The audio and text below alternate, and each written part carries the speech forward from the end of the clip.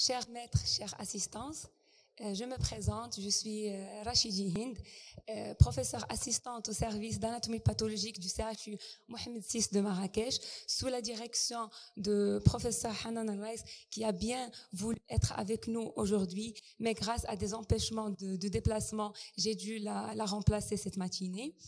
Je tiens tout d'abord à vous remercier de nous avoir conviés à cette prestigieuse manifestation scientifique qui est le 2e congrès national des techniciens de laboratoire.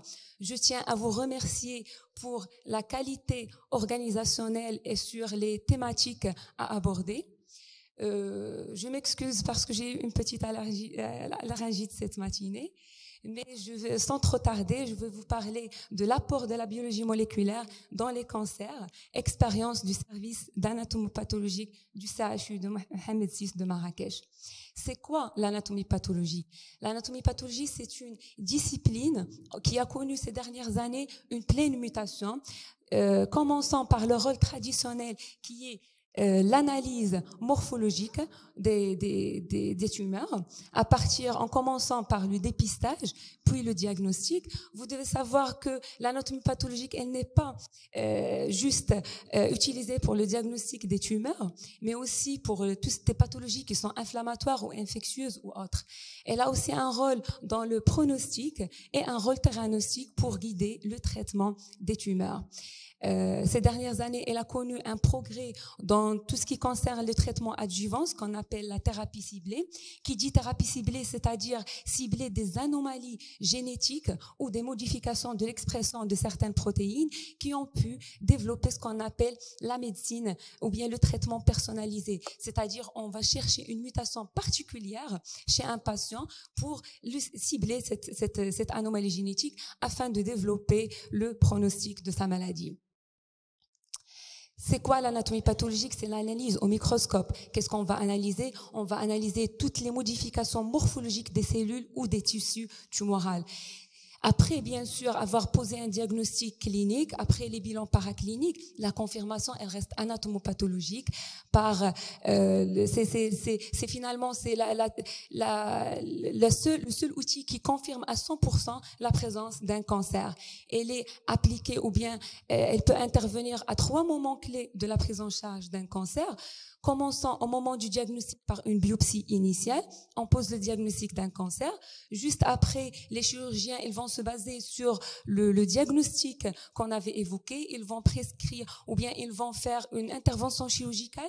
Après la pièce opératoire, elle va être réadressée chez nous au service d'anatomie pathologique pour faire ressortir tous les facteurs histopronostiques afin de guider la prise en charge qui est post-opératoire. Elle a aussi un rôle après tout traitement adjuvant ou néoadjuvant pour juger de l'efficacité d'une chimiothérapie. Est-ce que la réponse est-elle partielle ou complète? Alors, l'anatomie pathologique a un rôle dans le diagnostic, bien évidemment, qui va confirmer le diagnostic positif. Dans le pronostic, est-ce que la tumeur est-elle de bon ou de mauvais pronostic? Dans bien évidemment l'évaluation des résultats post-thérapeutiques par des scores comme le score RCB dans le cancer du sein, bien sûr orienter le traitement et proposer des protocoles de recherche. Tout cela ne peut pas être fait sans une concertation multidisciplinaire entre les médecins, les chirurgiens, les radiologues, les biologistes et autres, afin d'assurer une prise en charge optimale pour les patients cancéreux ou qui présentent une tumeur. Qu'est-ce qu'on peut recevoir dans notre laboratoire? On peut recevoir soit une cytologie, soit un examen extemporané. C'est quoi l'examen extemporané? C'est une consultation en péropératoire. Au moment du geste opératoire, on envoie un prélèvement à l'état frais en urgence. C'est la seule urgence anatomopathologique pour permettre d'orienter cette intervention chirurgicale. On doit répondre sur le champ dans un délai qui ne dépasse pas 30 minutes. Est-ce que c'est bénin ou malin? Et en fonction de notre réponse, ça va orienter le geste opératoire, soit une totalisation, soit un curage ganglionnaire ou autre. Et les techniques, généralement, que ce soit pour des biopsies ou pour des pièces opératoires, on reçoit généralement des prélèvements et les cliniciens ou les chirurgiens doivent respecter ce qu'on appelle l'étape préanalytique. C'est l'étape entre la réalisation du prélèvement jusqu'à son arrivée au laboratoire. Elle doit être rapide, le prélèvement doit être mis dans du formol tamponné 4%, le flacon doit être fermé avec une fiche de renseignement clinique qui doit être complète, comportant toutes les informations nécessaires. Après, ce prélèvement devra passer par plusieurs étapes techniques, commençant par la macroscopie, l'enrobage et l'inclusion, la microtomie, la coloration standard, parfois même des colorations spéciales si indication. Après va venir le rôle du médecin anatomopathologiste, voir la lame au microscope et rédiger un compte rendu qui doit être archivé avec les lames, avec le bloc opératoire pour des raisons médico-légales. En cas de besoin, le médecin anatomopathologiste pourra demander des examens complémentaires à type d'immunohistochimie. Après, en cas de besoin aussi, demander des techniques de biologie moléculaire, comme la technique de fiche PCR, NGS qu'on va voir par la suite. Tout prélèvement reçu dans notre laboratoire passe par un circuit de prélèvement, commençant tout d'abord par la réception, puis par la suite la macroscopie, un examen détaillé macroscopique, puis par la suite par un circuit du prélèvement, passant par l'inclusion en paraffine, l'enrobage, la microtomie, puis la coloration standard qui est hématine usine safran qui va distinguer le noyau du cytoplasme et on va pouvoir par la suite au microscope interpréter les résultats, rédiger un compte rendu au secrétariat et en cas de besoin, on aura besoin des techniques de biologie moléculaire et de techniques immunohistochimiques. Je profite de cette occasion pour rendre hommage aux techniciens de notre laboratoire qui font un rôle très important et c'est grâce à eux qu'on reçoit des lames de qualité. Ce sont des techniciens qui sont soit d'emblée des techniciens de laboratoire, soit des infirmiers qui ont été convertis grâce à des formations continues qui ont été réalisées au sein de notre service d'anatomie pathologie et qui font un travail vraiment énorme.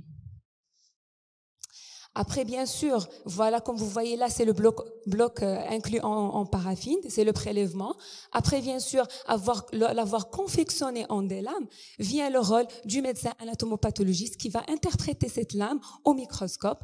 Après, bien sûr, il devra rédiger un compte rendu anatomopathologique qui doit être complet et qui doit répondre aux tous critères de satisfaction et comporter tous les éléments histopronostiques, tous les éléments dont le clinicien ou le chirurgien aura besoin.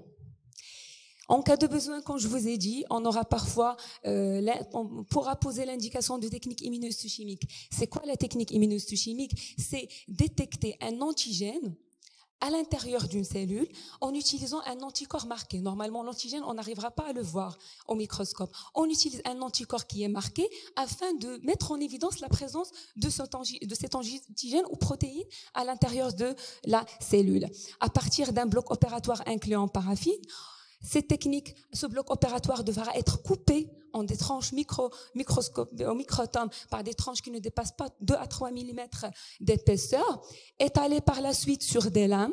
Ces lames comportent de la paraffine. Cette paraffine devra être éliminée, bien sûr, par technique automatisée. Après, les techniciens de laboratoire peuvent appliquer l'anticorps qui est marqué, soit par technique automatisée ou bien par technique manuelle, comme vous voyez.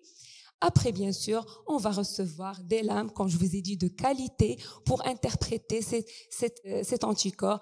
Est-ce qu'on a une expression ou non? Dans le cancer du sein, c'est quoi le rôle de l'immunohistochimie et de la biologie moléculaire?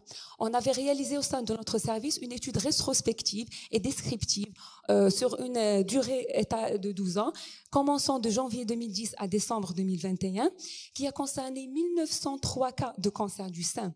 Pour ces cas, on avait fait une étude immunohistochimique en utilisant les récepteurs hormonaux oestrogènes et progestérone, l'anticorps HER2 et le Ki67 qui est un index de prolifération. En se basant sur ces résultats immunohistochimiques, on a arrivé à développer à l'année 2021 ce qu'on appelle la classification phénotypique des cancers du sein. C'est à partir des résultats des récepteurs hormonaux, on arrive à trancher en la présence de 4 sous-types moléculaires ou catégories qui sont le luminal A, le luminal B, triple négatif et l'HER2 enrichi. Les patientes qui ont un cancer du sein, ils ont le même cancer, mais ils ont un traitement qui est différent. On ne traite pas les patientes de la même façon. Chaque patiente, elle va être traitée en fonction de cette classification moléculaire. C'est d'ailleurs pourquoi systématiquement, devant toute biopsie ou pièce opératoire, on indique systématiquement ce qu'on appelle le panel sein qui comporte ces 4 anticorps, récepteurs hormonaux et HER2 et le Ki67. Si la patiente a exprimé les récepteurs hormonaux, son Ki67 était bas, et son HER2 était négatif, elle est classée luminal A. Cette patiente, après la chirurgie, va bénéficier de l'hormonothérapie, c'est-à-dire un traitement complémentaire. Lorsque elle est classée dans la sous-catégorie luminal B, elle va recevoir de l'hormonothérapie, plus la chimiothérapie, plus ou moins trastuzumab. Trastuzumab, c'est une thérapie ciblée contre l'expression de l'HER2. Pour les HER2 enrichis, les patientes vont bénéficier de la chimiothérapie associée au trastuzumab. Contrairement au cas où la patiente elle est classée phénotype triple négatif, cette patiente elle est généralement de mauvais pronostic, elle ne reçoit que de la chimiothérapie. Toujours concernant notre étude, nos résultats étaient comme les suivants. 55,44% des patientes avaient un profil luminal B, 15,55% avaient un profil luminal A, contre 16,50% avaient un profil luminal X. Luminal X, c'était les patientes qui ont été collectées de l'année 2007 vers 2008. On ne pouvait pas les classer ni A ni B parce qu'on n'avait pas l'index de prolifération Ki67 qui est basique et qui est parmi les éléments qui vont permettre cette classification. Les patientes HER2 enrichies présentaient un pourcentage de 7,78%. Heureusement que les triples négatifs n'étaient présents que dans 4,73% des cas qui avaient bien sûr un mauvais pronostic. Une étude de thèse a été réalisée à l'année 2020 qui parlait du profil hormonal de l'HER2 et de la prolifération des carcinomes mammaires infiltrants avec une approche de la classification moléculaire. Cette thèse avait reçu un prix de première thèse de l'année 2020. Après avoir parlé du cancer du sein, on va parler maintenant du cancer bronchopulmonaire. C'est quoi l'intérêt de l'immunohistochimie et de la biologie moléculaire dans ce cancer? Le cancer du poumon est un cancer qui est considéré de mauvais pronostic. Pourquoi? Parce que même après le développement de la technique immunohistochimique et de la biologie moléculaire, il est considéré parmi les cancers de mauvais pronostic parce que généralement, il n'est diagnostiqué qu'à un stade qui est avancé. Généralement, les patients ne sont pas opérables. Le rôle de l'anatomopathologiste, c'est de faire l'étude morphologique. On va voir au microscope notre biopsie ou notre pièce opératoire. Si on arrive à juger si c'est un carcinome épidermoïde ou bien un adénocarcinome, on n'aura pas besoin de l'immunohistochimie. Mais parfois, on aura besoin d'un premier panel, TTF1P40 avec une coloration spéciale qui s'appelle bleu alcyon, pour faciliter le diagnostic et arriver à un diagnostic qui est précis. On pourra juger est-ce que c'est un adénocarcinome, carcinome épidermoïde ou bien carcinome neuroendocrine qui est le plus mauvais pronostic. Parfois même, sous la demande des oncologues, on aura besoin de rechercher des mutations comme le réarrangement ALK, le réarrangement ROS1 et la mutation EGFR par technique de biologie moléculaire, parfois même un réarrangement ALK et ROS1 par technique de Fish, sans oublier l'intérêt de la recherche immunohistochimique du PDL1. PDL1, c'est un marqueur qui doit systématiquement être recherché dans le cancer du poumon parce que tout patient qui présente une expression de PDL1 a le droit de bénéficier de ce qu'on appelle l'immunothérapie qui va améliorer ce pronostic.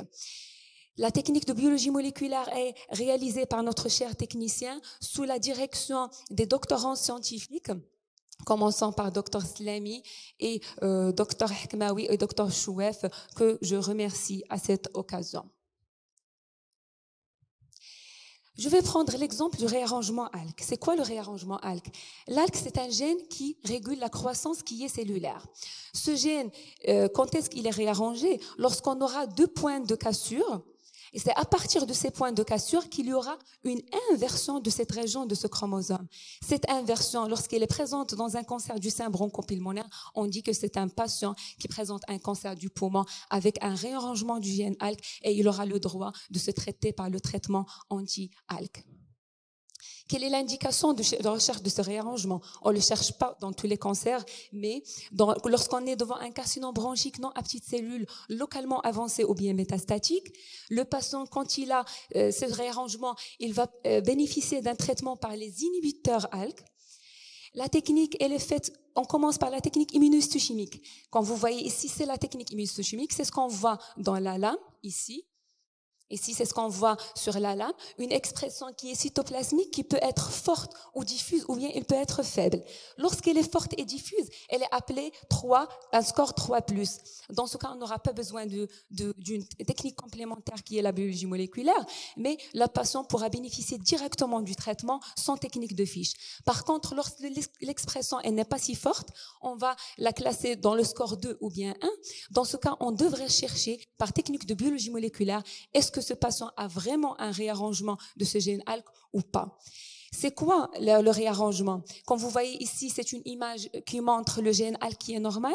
Chaque gène, il est composé de 2 copies. Les copies, normalement, ils sont accolées l'une de l'autre. Un signal qui est bleu et un signal qui est vert. Lorsqu'on a un réarrangement, c'est-à-dire un déplacement, un gène qui va se déplacer de son endroit et il va être plus loin. Comme vous le voyez ici, là, c'est notre réarrangement. Qu'est-ce qu'on va voir au microscope? On va voir au microscope à fluorescence cette image. Quand vous avez les 2 signaux rouges et verts qui sont approchés, on n'a pas de réarrangement. Lorsque les signaux sont espacés, c'est ce qu'on appelle le réarrangement du gène ALK. Une étude rétrospective a été réalisée depuis janvier 2019 au septembre 2022. Elle a concerné 137 prélèvements tissulaires. 130 avaient une expression du gène ALK qui était négatif. Par contre, 2 avaient un score qui est 1+, qui est considéré aussi négatif. Par contre, 3 patients présentaient un score de 2+. Ce score de plus impose la technique de fiche. Lorsqu'on a réalisé la technique de fiche, on a remarqué que la translocation du gène ALK était présente que chez 2 patients, alors que 2 autres cas avaient une expression très forte à l'immunohistochimie. On n'avait pas besoin de demander l'ALK, ils sont déjà considérés positifs. Alors sur 137 patients, ou bien prélèvements, on a trouvé que 4 patients qui avaient un réarrangement de ces gènes ALK et qui devaient bénéficier d'un traitement anti-ALK. Je vous ai parlé tout à l'heure de l'expression du PDL1. C'est quoi le PDL1? Vraiment, c'est un traitement qui a montré une très grande efficacité pour l'amélioration du pronostic des patients cancéreux. Il est demandé systématiquement pour tous les carcinomes bronchiques qui sont non à petites cellules, qui sont localement avancés ou métastatiques. Le test PDL1, il est réalisé systématiquement de les diagnostics. Ici, quand vous voyez, c'est la cellule qui est tumorale. Cette cellule, elle exprime le PDL1. Ce PDL1, il va reconnaître un récepteur ou bien un antigène spécifique au niveau de la lymphocyte T. Les lymphocytes T, comme vous savez, ce sont des cellules qui attaquent tout ce qui est étranger, ce sont des cellules de l'immunité. Alors cette cellule tumorale, elle va bloquer le rôle de ces lymphocytes T. Le rôle du traitement anti-PDL1, lorsqu'on sait que notre tumeur présente cet anticorps, on va lui donner un anti-PDL1. Pourquoi? Pour éliminer ce blocage. Lorsqu'il va être bloqué, on va laisser les lymphocytes T libres. Puisque les lymphocytes T vont être libres, ils vont attaquer notre tumeur et ils vont aider le patient à améliorer son pronostic. Ici, comme vous voyez à droite, c'est le protocole du PDL1 qui a été développé et qui a beaucoup développé le pronostic de ce type de cancer.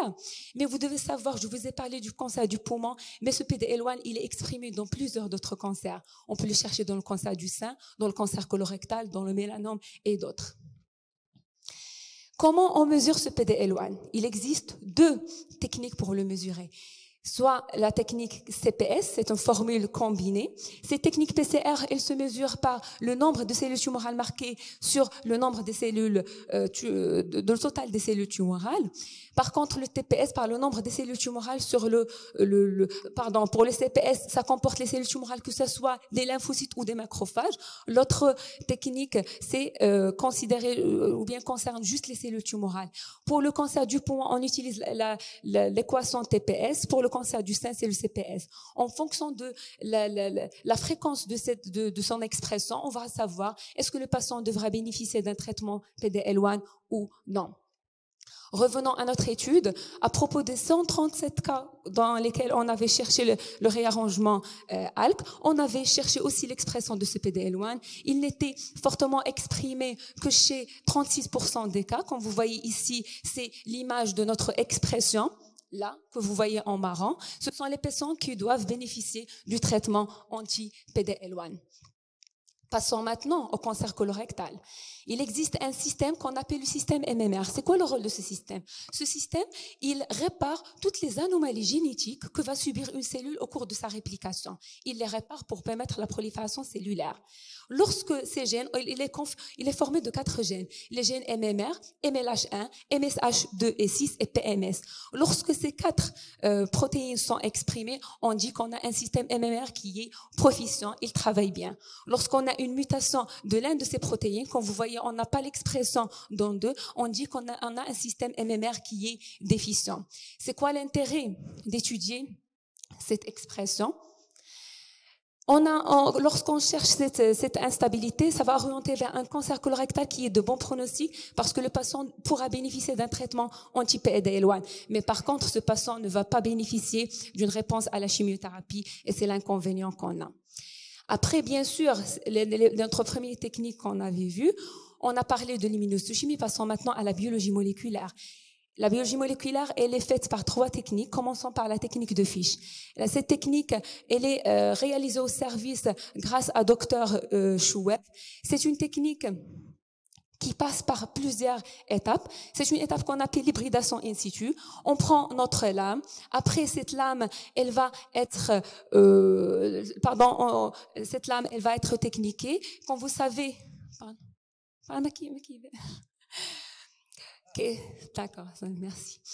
Comme vous savez, pour la technique immunohistochimique, c'est une technique qui consiste à prendre l'ADN. L'ADN, il est constitué par 2 brins. Ces 2 brins vont être séparés. On va utiliser une sonde qui est marquée. Cette sonde devra se fixer sur un gène particulier qu'on aime mettre en évidence. Après, les 2 gènes, les 2 allèles vont s'associer pour permettre de leur évaluation au microscope qui est à fluorescence pour juger de la présence d'une translocation particulière. Bien sûr, l'interprétation, elle se fait grâce aux médecins anatomopathologiste. Il existe plusieurs sondes qui sont mises en évidence dans notre service, comme la sonde EGFR pour le cancer du poumon et pour le cancer colorectal, le GNMIC pour les lymphomes de Burkitt, BCL2, BCL6 et d'autres sondes qui sont disponibles chez nous. On a parlé de la technique de Fish qui met en évidence une altération particulière, mais il existe aussi la technique de PCR. La technique de PCR, c'est une technique qui consiste à extraire l'ADN. Cet ADN va être amplifié parce qu'on veut mettre en évidence une séquence d'acide nucléique qui est petite. On va prendre cet ADN, on va l'amplifier. On va l'amplifier pour augmenter la chance de détecter cette mutation particulière. Cette technique de PCR est réalisée dans l'unité de biopathologie du Centre de recherche clinique du service d'anatomie pathologique.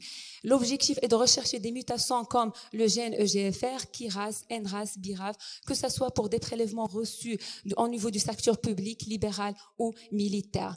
Ici, c'est les différents appareils dont on a besoin pour réaliser cette technique. Une étude transversale a été réalisée sur une durée de 48 mois. Les critères d'inclusion étaient les patients avec carcinome bronchique non à petites cellules confirmés à notre service, sur des prélèvements tissulaires internes ou bien sur des prélèvements du secteur public ou libéral. Les prélèvements étaient au nombre de 260 prélèvements tissulaires. Le gène EGFR présente plusieurs exons. L'exon le plus atteint était celui de l'exon 19. Juste 31,8% de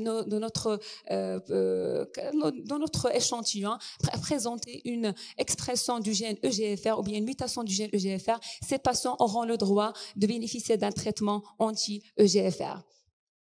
On ne cherche pas par technique de PCR juste les mutations qu'on vient de voir, mais aussi d'autres mutations qui sont les mutations des gènes NRAS, KRAS, BRAF, qui sont associées à un mauvais pronostic dans ce type de cancer. L'intérêt, bien sûr, c'est un intérêt pronostic, comme je viens de vous dire, aussi intérêt theranostique. Les patients qui présentent ces mutations doivent bénéficier aussi d'un traitement anti-EGFR.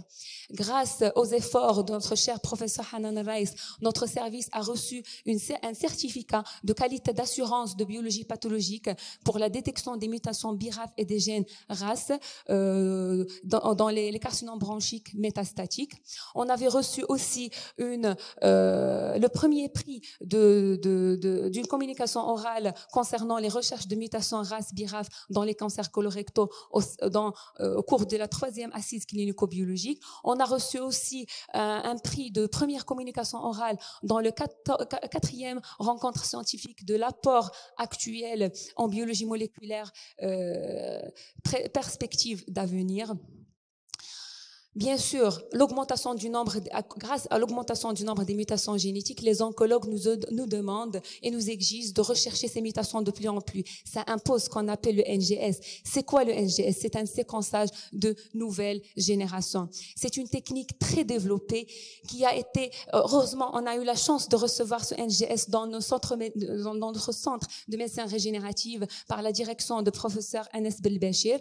L'équipe a reçu une formation continue à propos de cet appareil, mais on n'a pas encore le droit de l'appliquer parce qu'on n'a pas ce qu'on appelle les panels. C'est quoi l'NGS? Je vous ai expliqué que le fiche, il détecte une lésion particulière. Le PCR, il cherche une mutation particulière. Le NGS, c'est un séquençage à haut débit. C'est un séquençage rapide des milliers et des millions d'acides nucléiques. On extrait l'ADN du patient et on cherche toutes les mutations qui peuvent exister dans ce panel. Et les chercheurs ont déterminé des panels pour un intérêt pronostic, diagnostic et theranostique. C'est-à-dire, on peut avoir une réponse sur la totalité des mutations dont souffre le patient. Mais bien sûr, on attend toujours les panels pour améliorer ces techniques chez nous. On développe la biologie moléculaire. Pour développer ces techniques, on aura besoin toujours d'une formation initiale et continue. Cette formation a été initiée par notre service lors de la première journée de formation continue réalisée en l'année 2015 et arrivant maintenant à la 2e journée scientifique dans notre jour dans l'année 2022. Notre cher professeur a réalisé un diplôme interuniversitaire à l'année 2014 et il a permis à 2 de mes chers collègues résidents de bénéficier d'un diplôme interuniversitaire de Bordeaux à propos de la biologie moléculaire et qui a permis de développer ces techniques de plus en plus chez nous. Voici l'équipe de service d'anatomie pathologique dont je fais partie. C'est une famille, c'est une chaîne et comme vous savez, si un maillon est défaillant, tous les autres maillons vont être défaillants. Nos perspectives, c'est de sensibiliser les médecins traitants et les chirurgiens de l'intérêt de la phase préanalytique et comment cette phase préanalytique pourra conditionner la bonne qualité de l'interprétation anatomopathologique. On veille toujours à avoir une formation initiale et continue des équipes à travers des congrès comme le vôtre, qui est une occasion pour expliquer nos chers techniciens l'intérêt de cette biologie moléculaire. On devra développer une procédure et des fiches de porte pour assurer une bonne reproductibilité et aboutir, pourquoi pas, à une certification par des protocoles d'assurance qualité. Cela ne peut être fait sans communication au sein de l'équipe avec une concertation pluridisciplinaire. Notre projet est de développer le NGS, qui est la révolution de la biologie moléculaire, et la contextualisation de nos besoins nationaux, pourquoi pas un référentiel maghrébin de la biologie moléculaire. Bien sûr, l'idéal, c'est de donner aux jeunes le flambeau pour la réalisation et l'amélioration de notre biologie moléculaire. Je vous ai parlé du développement du traitement des cancers, mais bien sûr, l'idéal, c'est de prévenir le cancer pour ne pas souffrir et pour ne pas avoir besoin de cette biologie moléculaire. La prévention commence tout d'abord par l'éviction du tabagisme pour le cancer du poumon, par limiter la consommation de l'alcool. Pardon. Bon.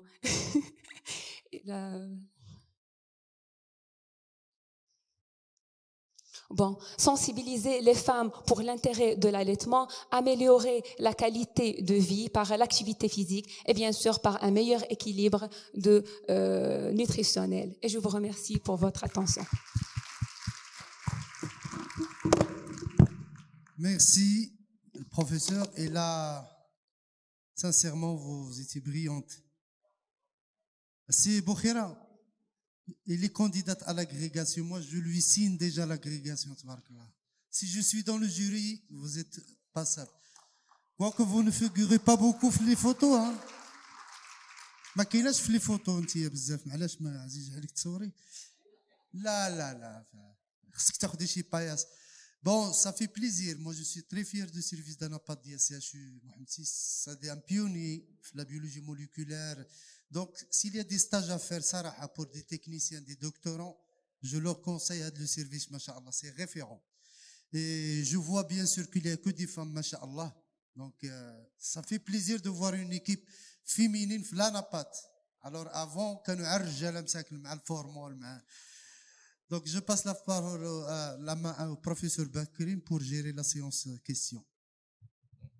Merci, cher professeur Aït Ahmed. Moi aussi, donc, je vous félicite chaleureusement pour la qualité de la présentation. Donc, vous avez fait le tour sur les différentes techniques utilisées en service d'anatomie pathologie dans le diagnostic donc, des cancers. Et voilà, donc je vais donner la parole donc, à l'audience si vous avez donc des questions à soulever dans ce sens. Oui.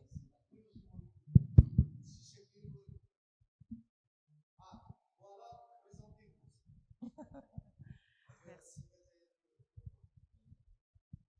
Alors, bonjour tout le monde. Je suis docteur Tmimi Fatem Zahra. J'ai une spécialité en biologie moléculaire et maladies vectorielles. Alors, je tiens à vous remercier de votre présentation, ainsi que vous aussi, professeur. Ce fut un plaisir d'assister aujourd'hui à des présentations de qualité. Je veux juste ajouter d'autres choses. Bien évidemment, ce qui a été dit, c'est magnifique, c'est intuitif, c'est très instructif, et la liste est très très longue. Et donc, les techniques sont en perpétuelle évolution. Si on voit l'évolution des différentes techniques au fil des années, ça ne fait qu'augmenter. La biologie moléculaire, elle est très importante dans le fait de pronostic, diagnostic et bien évidemment cibler des thérapies spécifiques, surtout concernant le cancer, parce que ce sont des traitements qui sont trop lourds, trop chers. Et donc, au lieu de s'amuser avec des traitements à droite et à gauche, il faut savoir cibler cette thérapie. Ça d'une part. Les techniques, si on veut parler de fiches, il y a différents types de sondes qui existent sur le marché, sans dire les noms des différentes marques, mais on trouve des sondes préimplantatoires, postnatales, prénatales, onco-hémato, donc une diversité. La PCR, elle est diverse et variée avec tous les types de réactions. Maintenant, c'est la PCR en temps réel qui prend le dessus. Mais ça ne veut pas dire qu'on n'utilise pas les autres types de réactions, surtout à les spécifiques et multiplexes dans le cas du diagnostic des infections, parce qu'on a des panels qui existent sur le marché qu'on peut atteindre plusieurs cibles à la fois. Le NGS. Le NGS, c'est la mode, si on peut se permettre de le dire. Il y a des panels qui sont divers et variés sur le marché. C'est l'occasion, donc je travaille en tant que responsable scientifique biologie moléculaire à la société Megaflex. Et Megaflex a des solutions complètes de A à Z, que ce soit pour la biologie classique, genre PCR, dans le diagnostic, ou le NGS. On est des représentants exclusifs d'Illumina. Donc, je ne vais pas représenter Illumina. Son nom est très connu à l'échelle mondiale. Donc, c'est à peu près 90% du marché mondial occupé par Illumina. Vu la qualité des différents séquenceurs, je veux juste parler et dire que le choix des séquenceurs, il faut être précis selon l'application et selon le besoin du laboratoire. C'est-à-dire, j'ai de l'argent, je veux avoir un séquenceur, je dois savoir quel type de séquenceur qui va me permettre de faire cette application. Si je suis un spécialiste en oncologie, je vais prendre et je veux faire le diagnostic, il y a un séquenceur dédié au diagnostic. avec des panels qui sont dédiés au diagnostic. Si on prend le cancer colorectal, le gène NRAS ou KRAS, il y a un panel ou bien un kit qui est dédié directement au cancer colorectal.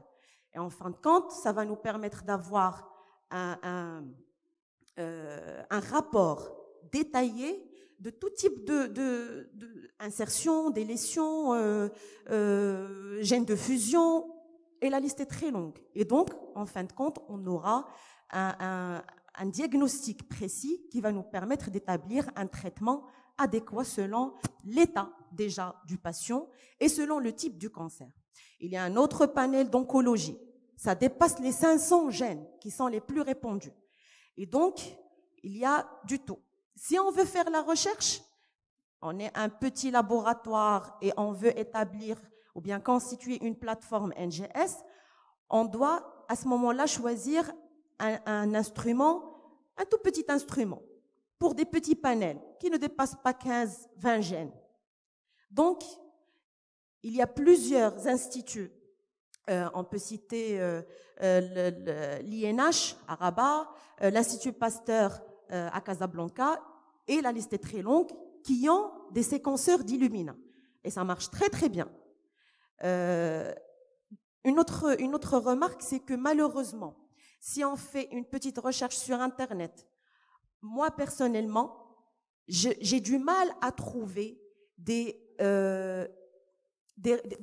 études épidémiologiques.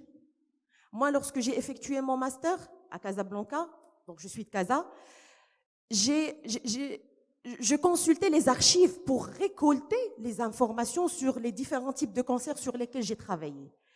Jusqu'à l'heure actuelle, je trouve toujours du mal à trouver des données épidémiologiques sur Internet. Si je navigue sur le NCBI, PubMed, il n'y a pas grand chose sur le Maroc. C'est malheureux. C'est vraiment malheureux. Alors, comment peut-on savoir le degré de la gravité d'un type de cancer ou d'une infection par la tuberculose ou autre si on n'a pas assez d'informations? Donc ça, d'une part, il faut vraiment actualiser la plateforme marocaine pour pouvoir se diriger vers la bonne thérapie. Voilà, je vous remercie et à la prochaine, Inch'Allah, dans un autre congrès ou une autre manifestation. Bravo, bravo. Bon, vous avez déjà une scientifique dans un labo de fournisseur, vous avez un scientifique espagnol, vous avez une expérience marocaine. Donc la prochaine fois, c'est des ateliers pratiques. Excusez-moi si j'ai pris le temps, parce que Allah yaj'al baraka min les plaques.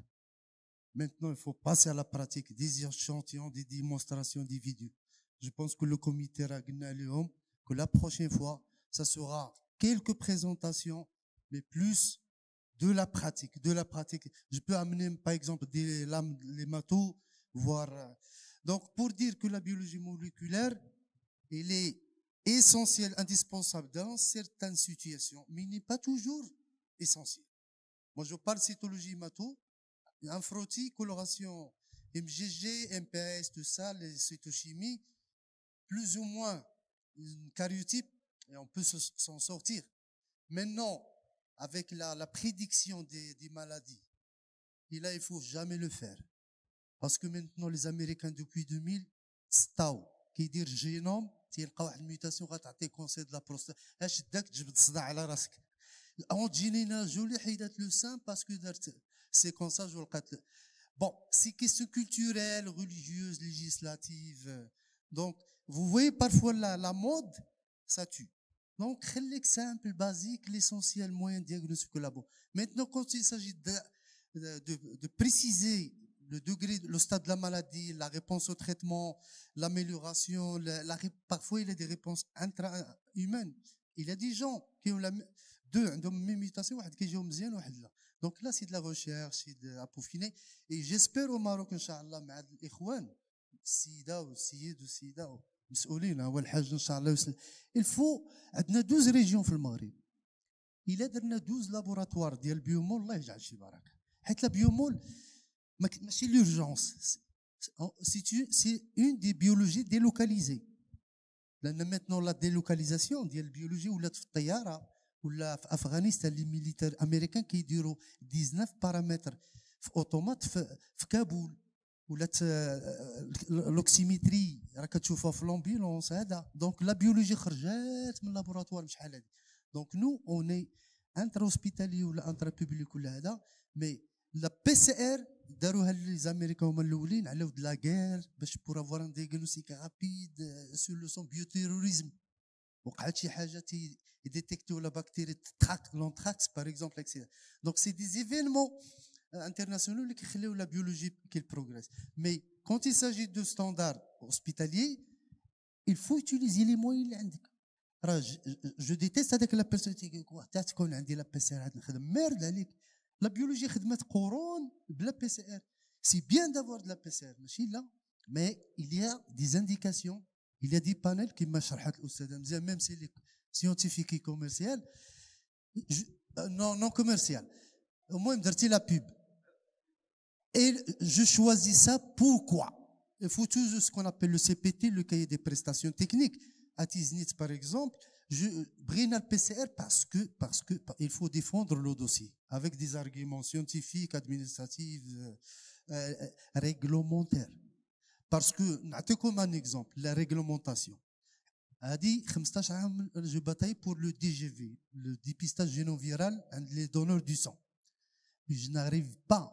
La machine a avec le PCR, toute catégorie de dépistage, hein, machine quantitative. Même le TMA, c'est encore plus fin. Si tu as de l'ARN ou tu amplifies le PCR, etc., c'est plus le virus ARN, le virus ADN. Mais à chaque fois, je suis confronté à la législation. Est-ce que j'ai le droit de faire un DGV? Le ministère de la Santé dit une sérologie standard. بس دونك سي الحاج قيد هكاك ملي كتعجبني كتقيد. دونك سي اون اريف ا هوموجينيزي لو دي جي في في المغرب باغ اكزومبل سي دونك لا بيومول كتقولوا نتوما ديما الانفكسيولوجي الى اون هيموستاز راه ليميتاسيون دو فاكتور 8 سي لا بيومول اون جينوتيباج لا دو ريزوس مامون ما عرفنا واش ريزوس بوزيتيف ولا توت لي فاسون il y a un éventail. Si on arrive معكم مع لي تكنيسيان الحمد لله. Je vous félicite parce que كنشوفكم كبرتوا الله ولا غوليف وجدوها وجدوا لا فورماسيون كونتينيو وجدوا دي زاتولي والحاج غيعاوننا في لا ليجيسلاسيون. راه ما يمكنش واحد البلاد لا سيونس غادا. احنا تبارك الله كون جي كومونسي ا فير مي زيتود كنسمع بيومول يلا كنت عارفين تيكسال برومون ديالنا 83 لا بيولوجي سيلولار.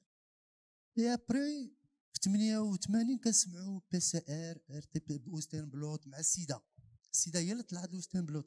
دونك فوي اون ايفولو اي بريباري لا غوليف فيت دي فورماسيون وكنعاودها فيت عافاك تيلي ديستونسيال ديسكوتي بعضياتكم ويبينار. راه درنا في الكوفيد درنا دي سونتي دو ويبينار طونجي تيطوان وكان داكرو وشرح لي هذا الكتاب هذا الارتيكل وكوبيريفو.